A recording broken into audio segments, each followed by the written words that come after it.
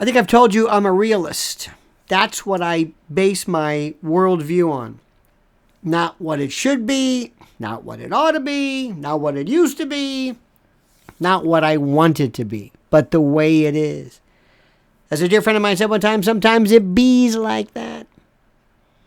And when you look at a situation and you have to ask yourself, why is it that people are doing it? Whether it's serial killing or whether it's robbery or whether it's drug addiction or whether it's aggressive gambling, whatever the hell that is, you have to ask yourself, what is it? Enough with the euphemisms. Stop soft soaping it. You got it? Good. I'm going to be talking about this. And specifically, the issue we're going to be talking about is homelessness is not the issue. It's a symptom. It's mental illness and other things. That's what we're going to discuss.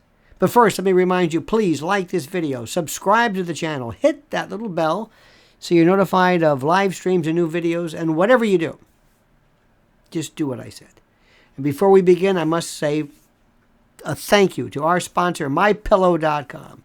MyPillow.com, promo code Lionel. Let me make it very simple. They got the best pillows, the best blankets, duvets, covers, towels, slippers, name it.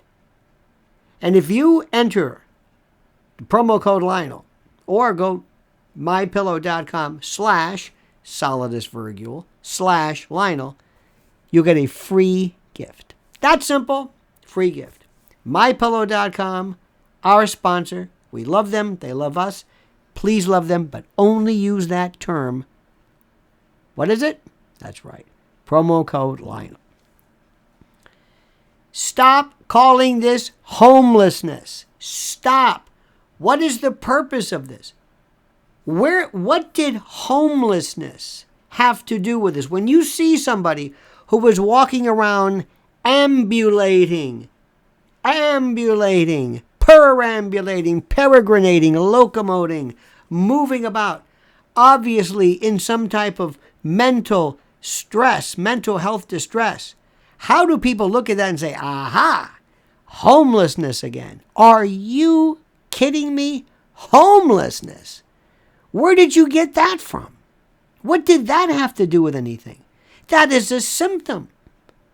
Do you think that if you put this person in a home and said, here's your place, here are the keys, you're on your own there, he'd say, thanks, I'm off the drugs, my schizophrenia has cleared up, I'm doing great, I'm going to go out and get a job now that I have a home. All of those problems that led up to my homelessness, they're gone because of the home. I had no symptoms. I only had a problem, no home. It's the most stupid thing I've ever heard in my life. It doesn't even come close to it. They don't have a home. Many of them don't have teeth or a job or family or support or health. Or there's a lot of stuff that they are less. Stop doing this. And one of the problems that happened years ago was we came to this idea that warehousing, as they were called, the mentally ill, is somehow disgusting, or somehow it's problematic, or somehow it's inhumane. We had places here, Creedmoor and Bellevue, Creedmoor in particular, where they would take these people off of the street and they would confine them and they would watch them. And of course there were excesses. Of course there were problems. Of course. Name one thing where there isn't. But they weren't in the street. They weren't getting into trouble. And they were actually being helped. They were on medication. And Tom Cruise notwithstanding, there were some forms of mental illness that you cannot make go bye-bye with fruit juices and jump rope. There's something that is extremely, extremely serious as far as that goes. Let me just make sure you understand how this thing works. We have people who are mentally ill and drug-addled and alcoholic and who suffer from attendant medical problems.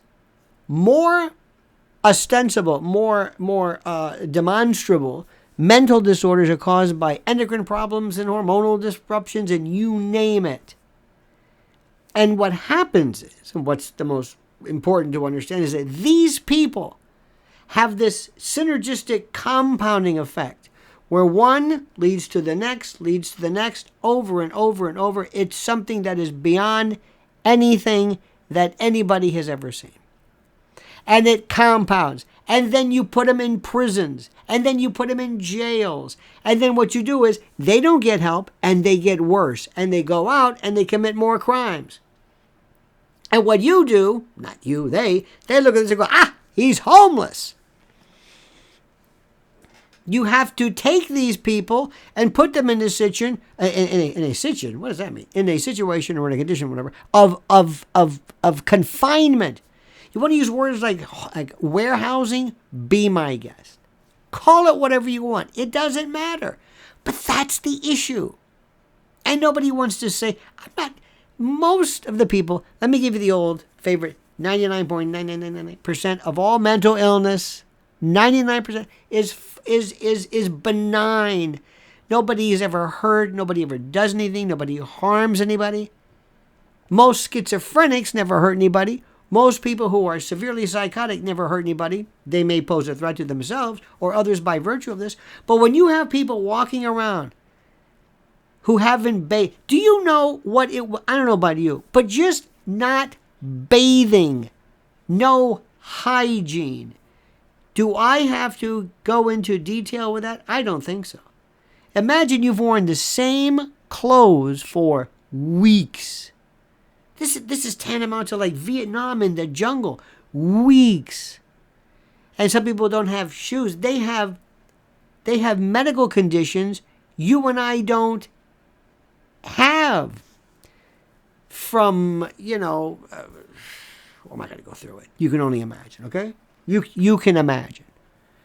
Add to it the smell and the funk and the baked-in organic horror of just being outside alone in a world that is detached and you're drunk, high, mentally ill, or, we used to use words in the past, retarded, which I've got no problem getting away from that.